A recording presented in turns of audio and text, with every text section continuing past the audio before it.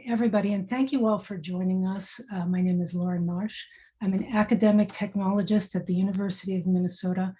I am also the co-chair for Unizin's Faculty Development Subcommittee, committed to assuring that faculty priorities inform Unizin work. And this is one of the many ways Unizin is working to add value to member institutions' use of educational technologies, services, and data. Now, in this session, we will tell you about a Unizin initiative underway to find out how faculty would like to use learning data to support their students. We know that many of you have also struggled to bridge the gap between learning analytics theory and faculty practice. And we intend for this tool, which we're calling the Structured Conversations Initiative, to help us all bridge that gap together. Today, we will describe the method we're using to engage faculty and explain how we plan to document and prioritize their questions. So our goals are to share with you why this can be a useful tool and methodology in our consortial environment and to hopefully interest you in joining the initiative. Because the more conversations we hold with our faculty, the more valuable our resulting data and insights can be for the developers, the researchers, and others who are calling for the kind of feedback that we are aiming to collect. Well, the disruptions we experienced in 2020 have caused us to adapt our methods to the online environment. We'll show you what that looks like. And because so many students and teachers now have experience with the digital classroom, events have broadened our audience and have given us a new sense of urgency and relevance. So before we jump into the Structured Conversations Initiative, I would like for my colleague Gwen to introduce herself. Hi everyone, I'm Gwen Gorzelsky at Colorado State University, where I serve as Executive Director at the Institute for Learning and Teaching, which provides faculty professional development and course redesign, as well as a wide range of student support programs. And Lauren, maybe I'll go ahead and introduce Emily, who can't be with us today. Emily Oakes is Principal Unizin IT consultant at Indiana University and is quite ill, but has done a great deal of work collaborating with Lauren and me on the Structured Conversations Initiative and certainly in putting this presentation together. So sorry she can't be here today, and wanting to make sure that we're kind of underscoring the work that she did. Lauren, I don't know if there's anything you want to add to that.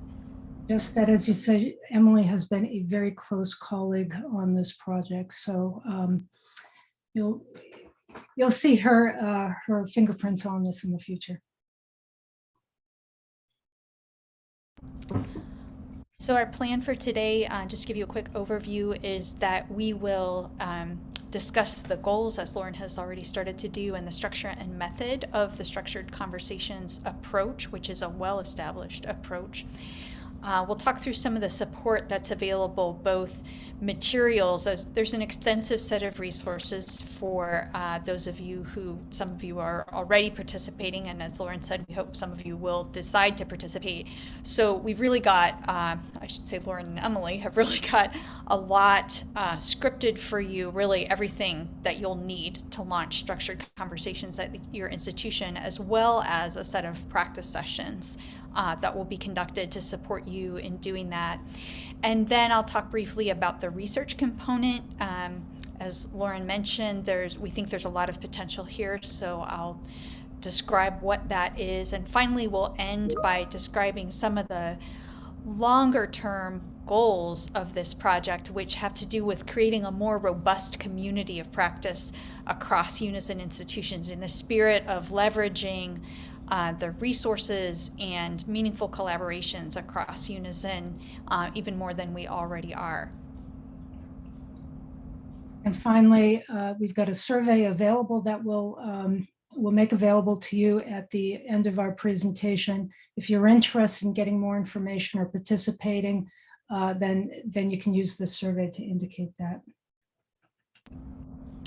So we wanted to start by just asking all those of you who are involved with faculty development or other colleagues who might want to answer, what do you do now to get faculty feedback on their priorities, their goals, their desires with respect to ed tech tools, with respect to your professional development offerings, or maybe need for new professional development offerings, for resources that you provide? So we're hoping that you'll unmute yourself and share, post in the chat, however you would like to participate. We just want to take a few minutes to hear how you're doing this now, and maybe any priorities or key points you would want to share about that.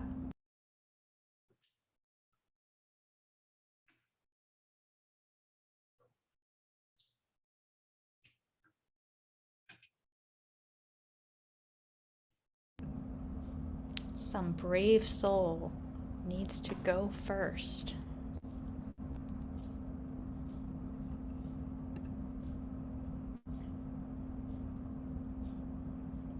Oh, I'll Jennifer. pick up. I work at the Ohio State University, and we have multiple approaches. It doesn't just hurt to ask them, and we do that with many opportunities via survey. We have monthly instructional meetings for our faculty members to meet with us, and also we have an education technology team that faculty work throughout, not only to develop courses, but to improve their teaching and learning effectiveness. Great. Yeah, excellent. All excellent approaches that I think many folks will use. And I see that posted in the chat is similarly a response about asking surveys again, and so forth. Jennifer, you were going to jump in?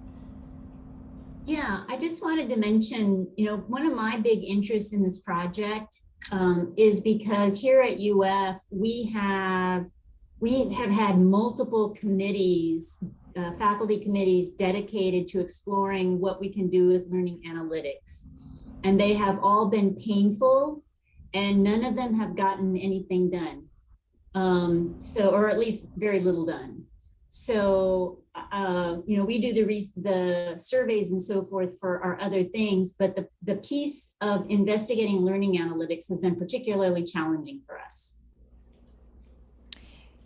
Super helpful context. And I think I would say from our experience at CSU, there might be some similarities. So I imagine that might be true for others. And I think I see that Renee has a hand up.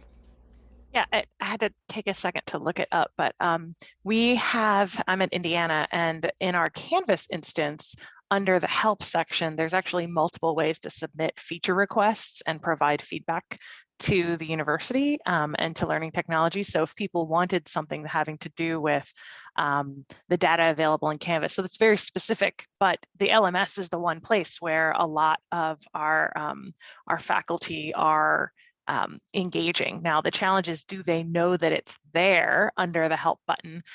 But if they're not part of a committee, right, and they're not someone we've already spoken to or we already have a relationship with, that's a way that you can get something from someone who is a user that you might never have spoken to otherwise. Yeah, great point. I think these are all useful suggestions, and then as that most of us are using. And then as Jennifer suggested, there can be limitations and maybe particular challenges with learning analytics. And I think part of what we'll share today is what the benefit of a structured approach that provides, what is the benefit of a structured approach that provides faculty with also some groundwork to help those who are relatively new. So folks in that middle tier, right? Not the early adopters and not the Luddites, but the folks who are in that middle tier who are a little cautious and maybe they don't know enough about how to define what they would like to see in terms of learning data or how they might use that.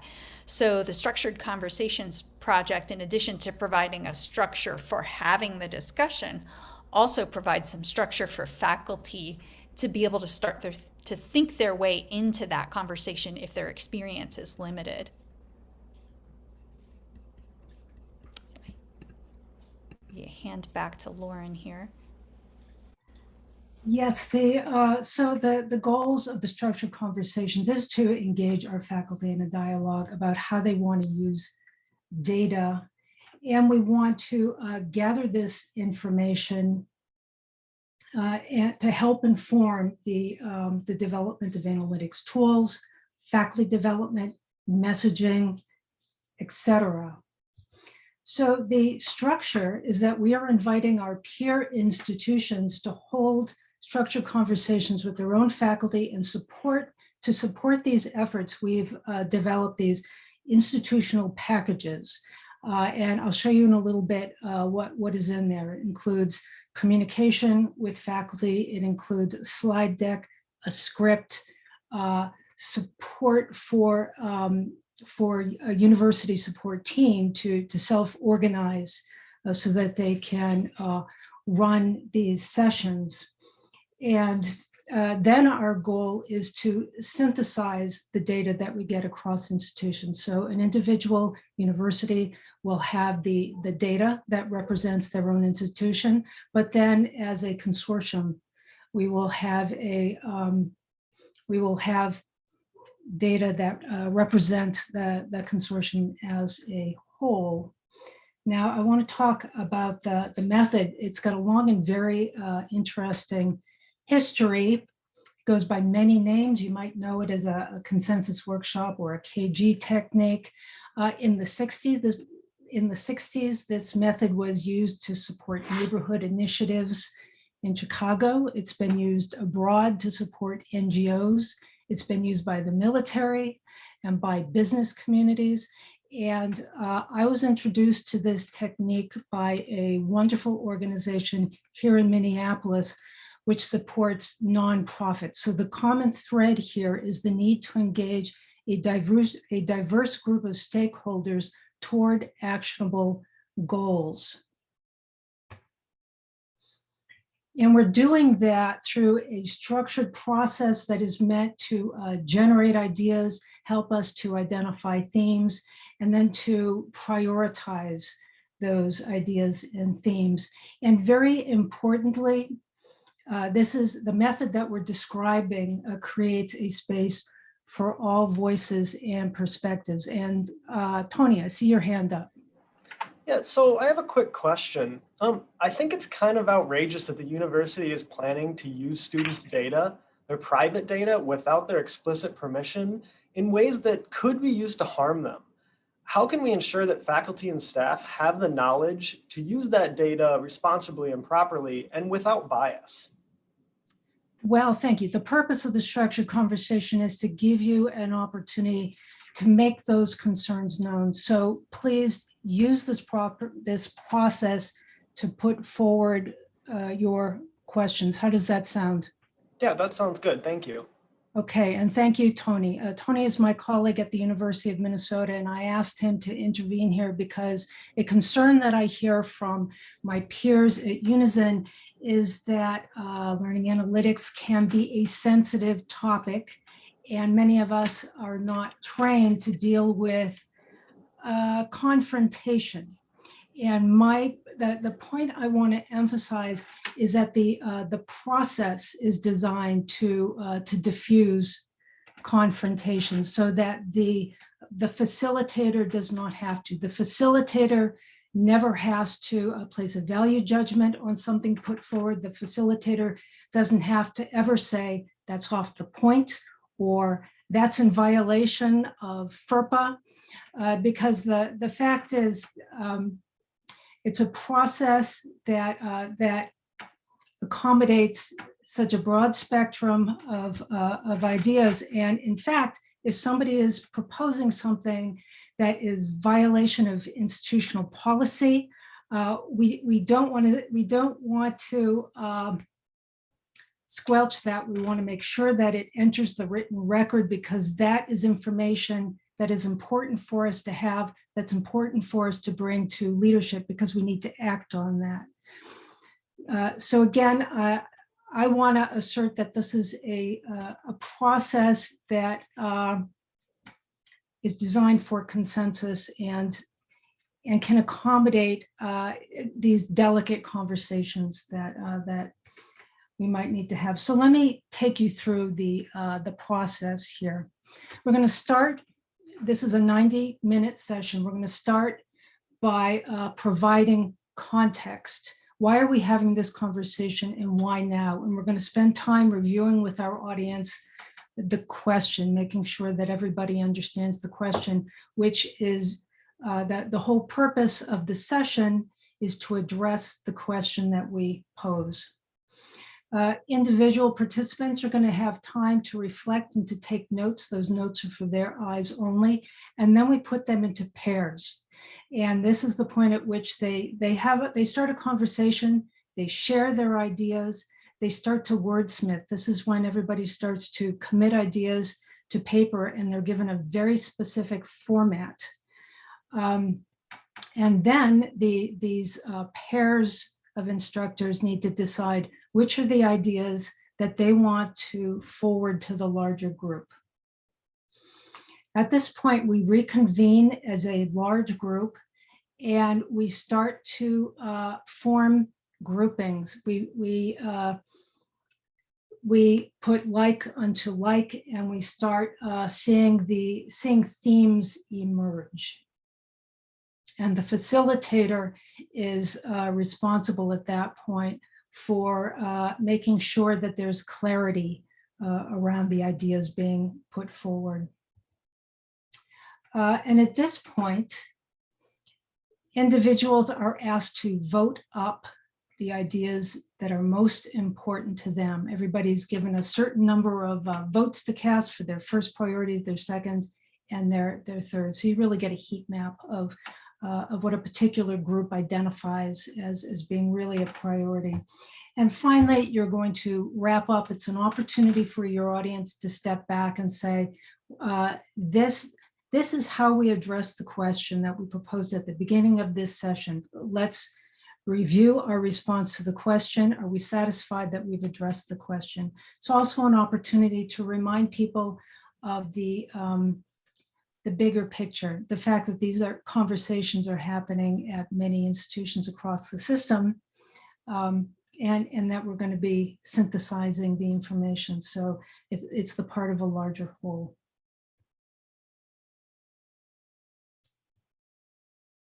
So this is the question that is driving the structured conversations that we are planning. What information about students' digital course activity and performance or course activities and content would be useful to you in order to support teaching and learning? Now, I want to show you some images here to make clear really what this process looks like. So if we were all getting together in a room, you would see, first of all, you'd have some quiet time when people are reflecting and they're writing down their thoughts, some quiet conversations as pairs are leaning into each other, sharing their ideas and starting to write things on Post-its. And then there's a point when everybody's on their feet, they're organizing, they're discussing, they're negotiating at the board. Of course, we're not doing that right now. So we've had to take this very, very dynamic process and acclimate it to the online environment. We spent a good deal of time figuring out how to do this. Of course, we're going to be doing it in Zoom or something comparable at your institution. So those sticky boards that you saw up on a wall, we're going to be generating those ideas inside of a Jamboard. And we are the role of the facilitator is to help the group in this online environment, again, to group like things so we can see those themes emerging. And then finally, we need to do some careful wordsmithing to really name those themes that have emerged as a result of this collaborative process. And Tony, what is it that you want to add here? So I just see that there's sort of a pattern here that all of these start with, I want to know. Yes. They use that statement. So could I maybe have rephrased what I said earlier in a more positive way using that, saying something like, I want to know how the university will make sure that there's transparency around the use of student data and that bias doesn't impact use, because data should be used to support and not hurt students. Is that kind of the idea?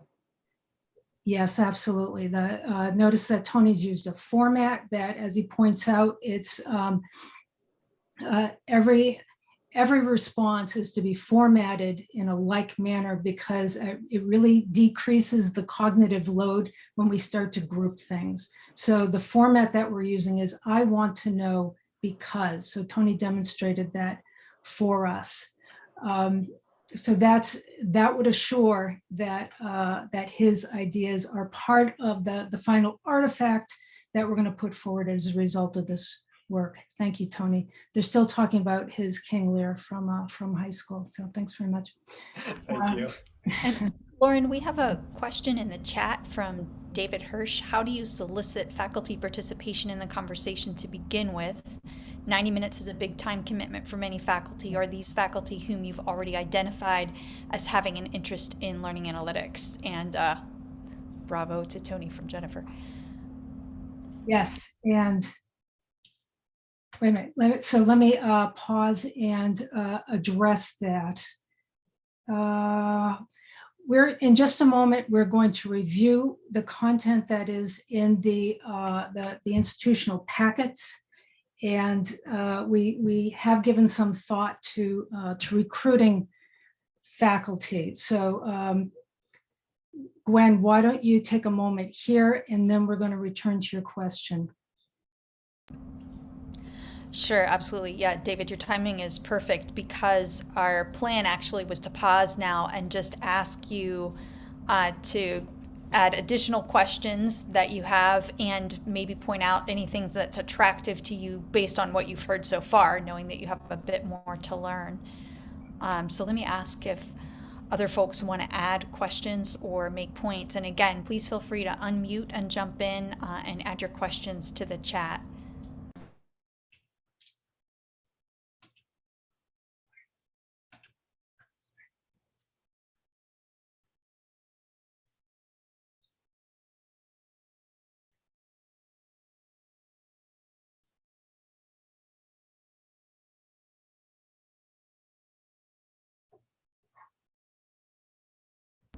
Well, we can certainly keep going if folks don't have comments or questions now. Oh, I see a comment of that the process gets a variety of opinions on the table, which, yes, thanks. I think very much so. Yes, all right. I'm going to jump out of our slide deck here and go to the, let's see, our institutional packets. Yep, here we are. So for each of the institutions that have signed up to date, you see that we've created a little package of materials here. I'm going to jump into the University of Minnesota. I also want you to notice that each institution has a coordinator, one main point of contact, who helps to coordinate activity between Unizin and their own institutions. So they're gonna largely be responsible for helping to pull together the support team at that institution. So let's see what is in here. We have, sorry, I've got some Zoom bars barring my vision there. All right, we have a facilitator's guide, which is a terrific place to start. It really gives a high-level overview, and I am going down here. It talks about the roles. So for instance, the meeting tech, the meeting support, sponsor coordinator. That doesn't mean that you need 4 or 5 people. It means that these are the tasks that have to be accomplished. So as you build the team, think about who's going to be filling these different roles. And it also gives you an outline of the materials that are available to you. And we've created some overview videos to help ground you in the materials that we've created and give you some insights into the process. All right, and this is a spreadsheet that really lays out tasks by increments of 15 minutes, you can see here. And it's broken out by roles. And notice that here, notice that we have made a plan for 2 people supporting this. We've made a plan for 4. And of course, if you land in the middle, you'll just plan that way. And this is a pretty neat spreadsheet, because notice Rebecca here is our meeting host, but if it's not Rebecca, if instead it's Emily, and I put Emily's name in there, then notice that Emily's name appears throughout. So it's a responsive and interactive spreadsheet. We hope that's going to be useful for you. And let's see, I want to show you, yes. There was a question about how do you recruit?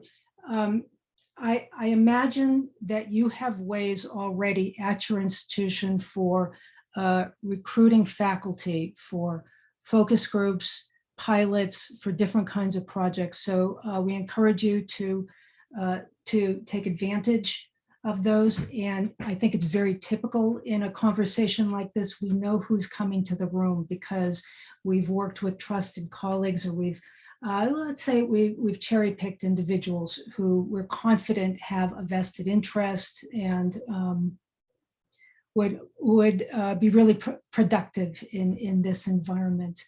And here we've gathered some thoughts about who is best suited to this conversation. It is not those folks who are looking to learning analytics as research. Instead, we feel that the best participants are those classroom practitioners who are interested. Maybe they haven't given it too much thought or don't have too much experience, but they're intrigued by the idea that learning data could actually help them improve their teaching practices, better support their students. We also have some communication drafts in this folder that you can customize. We have a slide deck, and in the slide deck you'll find a script. Of course, you can customize it. And let's see if yes, and we have some other content that we have here is even the think, pair, share exercise. This is an example of the Jamboard that you can bring into this space to support that exercise. All right.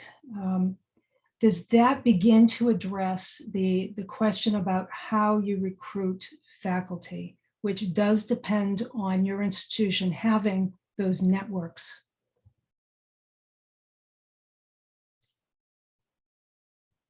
There's a question that was privately sent to me asking whether these resources might be made available. The materials, first of all, are available to everybody who indicates an interest in participating. And we are making some of these resources available. Emily had planned to, I know, link them at the end of this slide. I don't think she did that, but we'll follow through because we absolutely want to make resources available to you.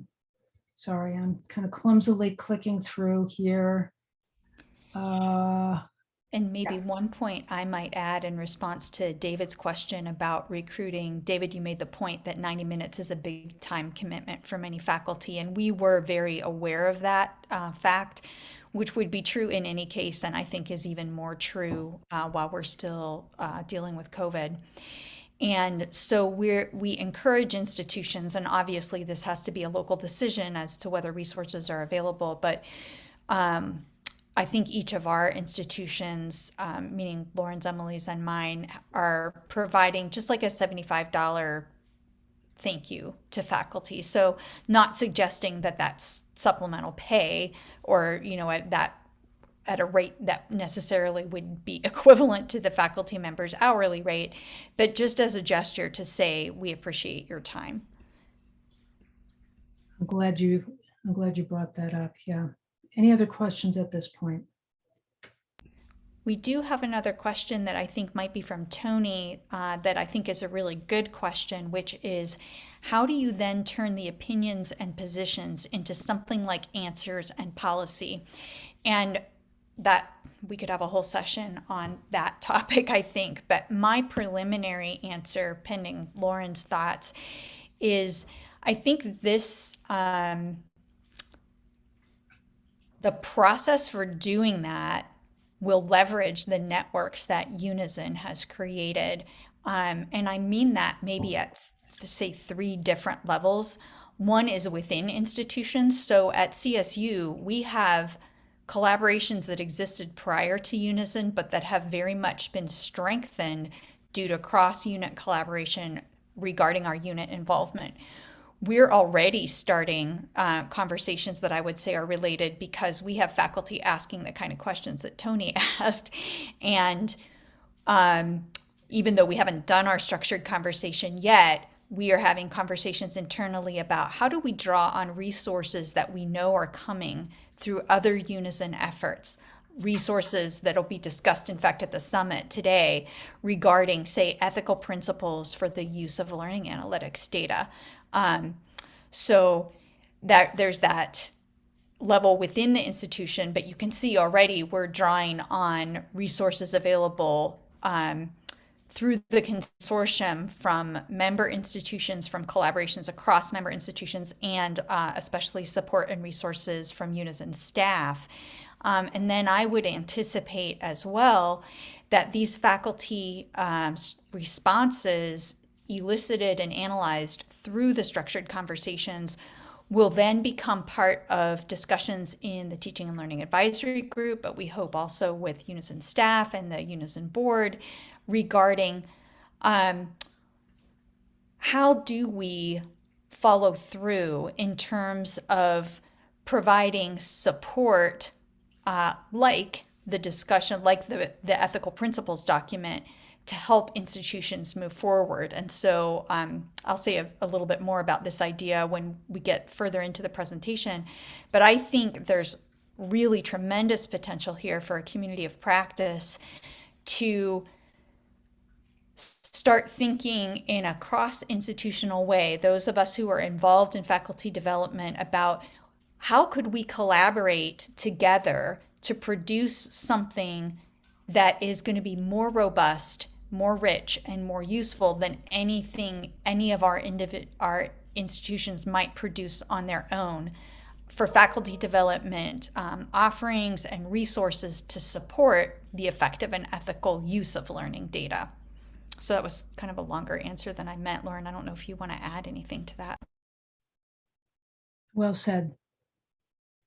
And it's an important question. It's an absolutely vital question. And often I think that the kind of questions that we can elicit through this process are going to pressure leadership to come up with responses, or help us develop infrastructure to address the kind of needs and questions that arise.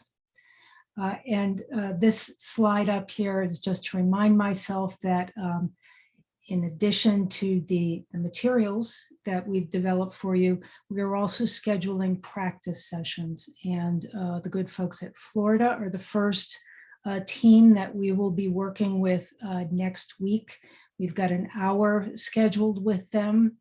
It's an informal opportunity to take a deeper dive into some of these resources, to especially focus on some of the important transitions that happen throughout this structured conversation, both in terms of how we're managing the technology as well as the flow of the conversation, and give folks a little bit of a chance to develop some muscle memory around some of this. So if you're interested, again, we're going to give you a survey. In fact, in just a moment, I'll drop that into the chat.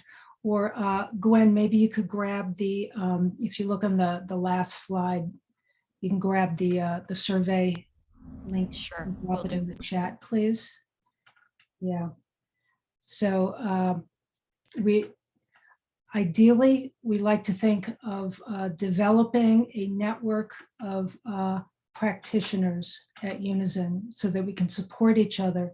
I want to emphasize that we understand that this is a heavy lift to develop some facility in a new method like this. And we are moving forward with this project because we really believe that the method itself has great application in the consortial environment beyond this project. For instance, at the University of Minnesota, we use the structured conversation method when we're doing an RFP and we need to understand priorities from stakeholders that we can then use to evaluate vendors and make clear expectations from vendors. So let's see. So we wanted to share a little bit with you also about the research component. As mentioned earlier, the idea here is to work in the spirit of Unizin's effort to leverage resources and meaningful collaboration across the member institutions. And we see the cross-institutional research component of this project as being an important way to do that. So the analysis will be done at two levels. If you participate, you'll get an institution-specific analysis of the feedback from your faculty and how your faculty develop categories and organize their thinking. So you'll see really localized priorities and desires from your particular faculty. But then at the cross-institutional level, we'll be looking at what does the whole picture look like? And that I think is going to be extremely valuable for all of us to get a sense of, one, just what is that picture, right?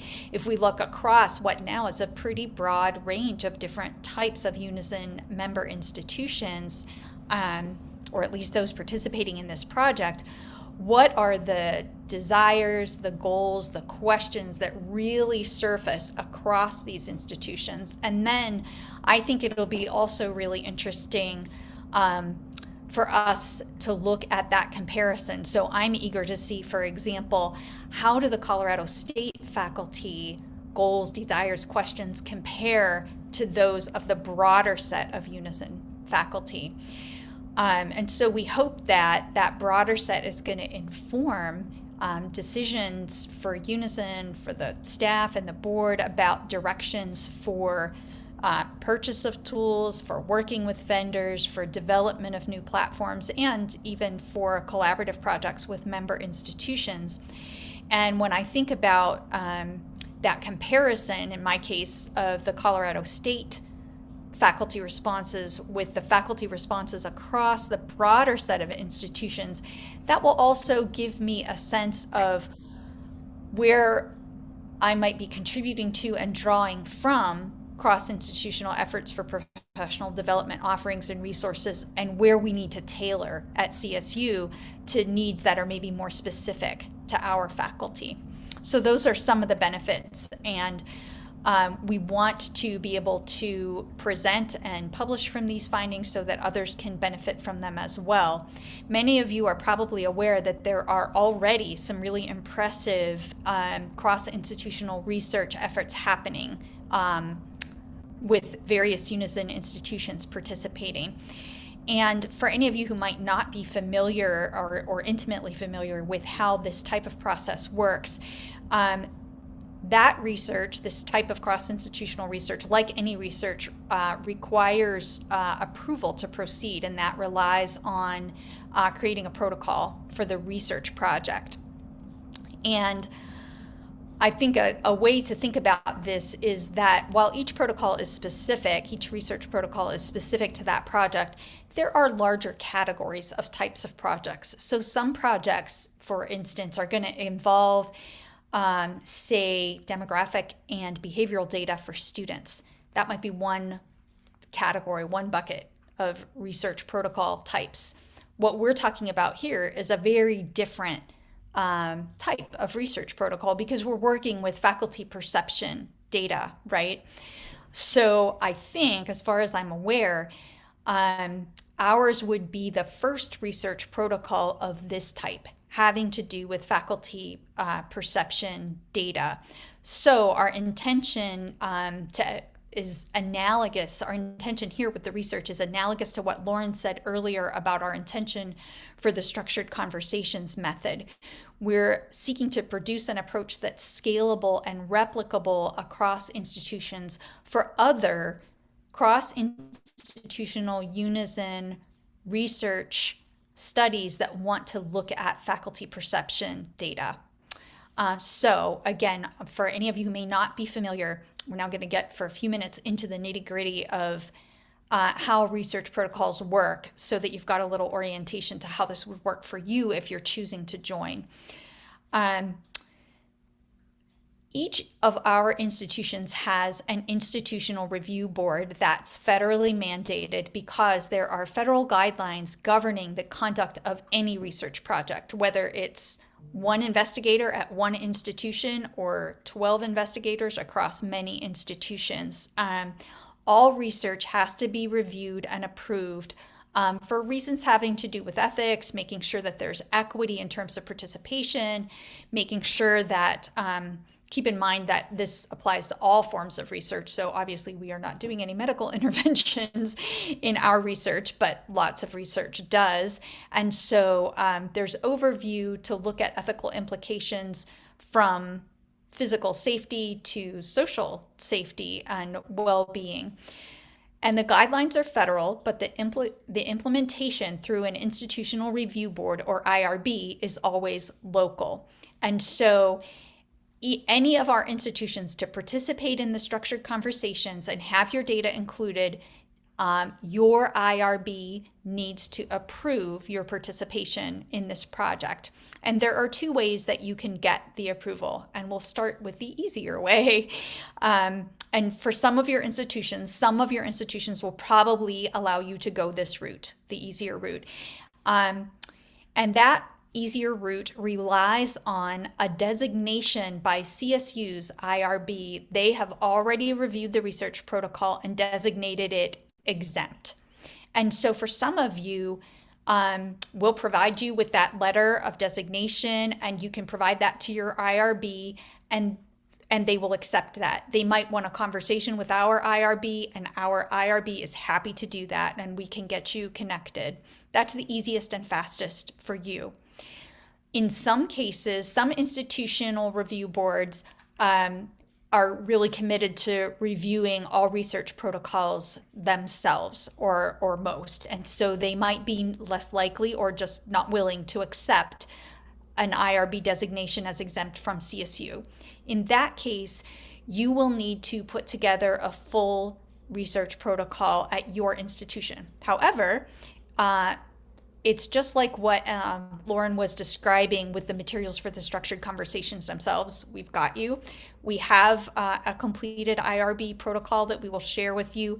In probably most cases, you will just be able to cut and paste answers from our IRB protocol into yours.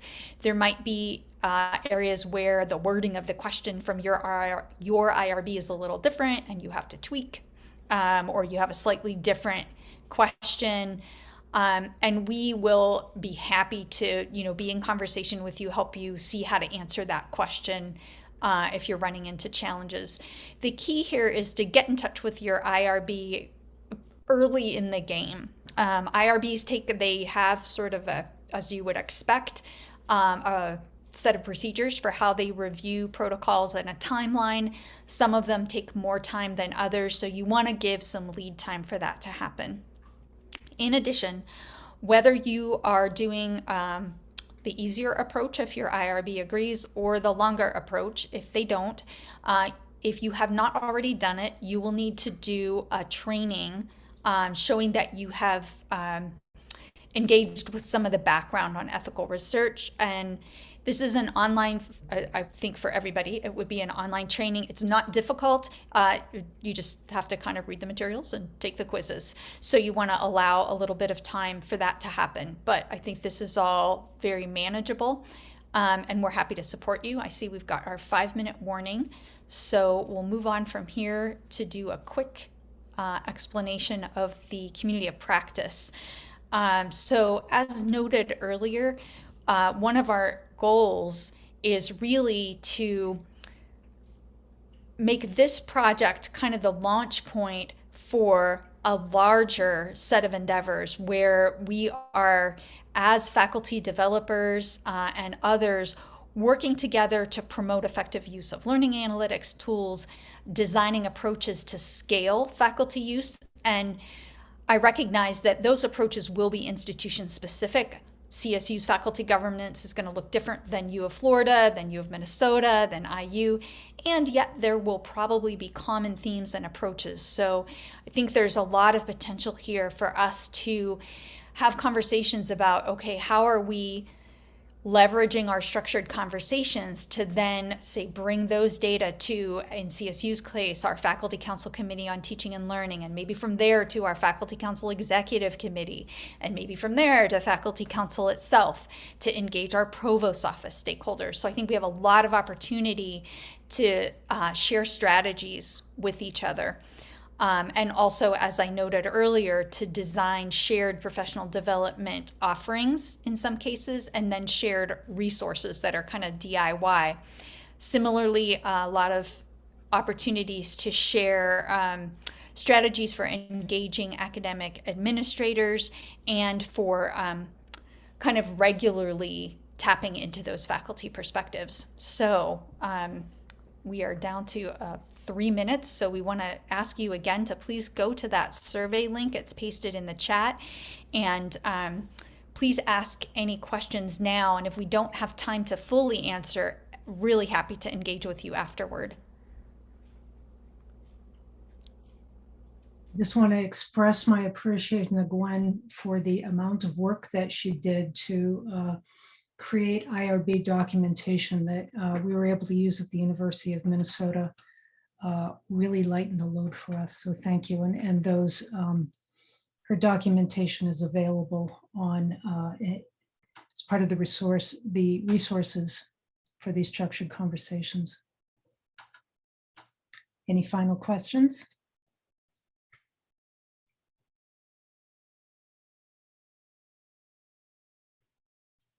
Thank you both, with a cameo by Tony or two, for a great presentation.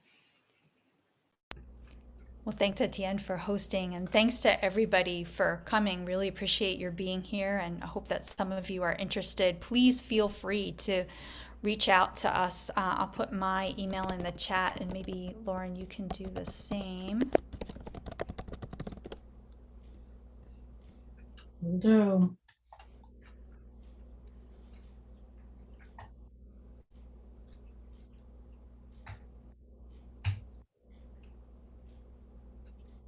All right, thanks everybody. We hope to continue the conversation. Yeah, thanks so much. And thank you, Gwen, for being flexible. Oh, happy to do it. Yeah, hope Emily's starting to feel better. Oh my gosh. So too.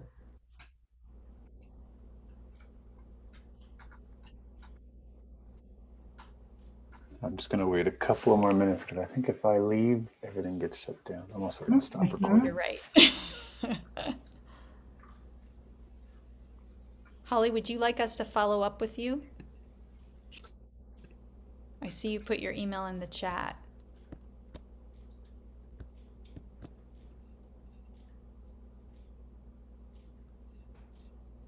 I think Holly has logged off.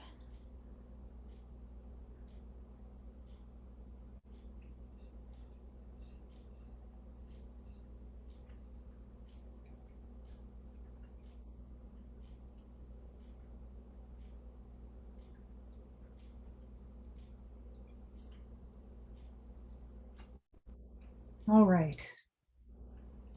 All right, I'm going to run to another, I'm going to stop recording. Yeah, absolutely.